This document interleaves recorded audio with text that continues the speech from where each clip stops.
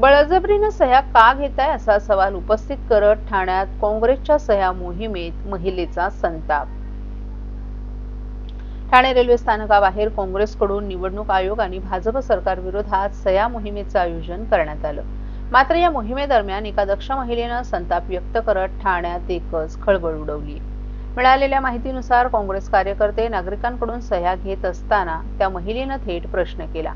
बळजबरीनं सह्या का घेताय असा जाब विचारल्यानंतर वातावरण तापलं। उपस्थित काँग्रेस कार्यकर्त्यांनी महिलेवर आवाज चढवत तिला गप्प करण्याचा प्रयत्न केला, मात्र ती महिला अजूनच संतापली। या महिलेनं काँग्रेसवर थेट टीका करत काँग्रेस हा भूत चोरणारा पक्ष असल्याचं सांगितलं। त्यांनी नरेंद्र मोदी सरकारवर आरोप लावण्याचा अधिकार नाही, यावरून ठिकाणी उपस्थित लोकांमध्येही चर्चा रंगली होती। याच दरम्यान महिलेनं ठाकरे गट आणि मनसेवरही निशाणा साधला। शिवसेना ठाकरे गटानं मुंबई महापालिका लुटली, येणाऱ्या काळात ठाकरे गट आणि मनसे दोन्ही पक्ष शून्य होतील असं त्यांनी सांगितलं। या घटनेमुळे ठाणे रेल्वे स्थानकाबाहेर काही काळ गोंधळाचं वातावरण निर्माण झालं होतं।